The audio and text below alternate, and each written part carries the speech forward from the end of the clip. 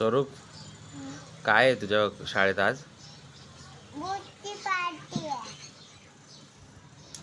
काय आहे? बुट्टी पार्टी. भूतची पार्टी? हां. काय बोलता त्याला? बूट. त्याला काय बोलता? बुट्टी पार्टी.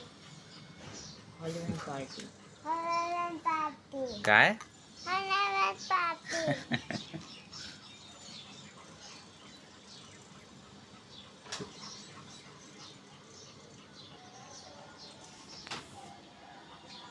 मम्मा बघू काय?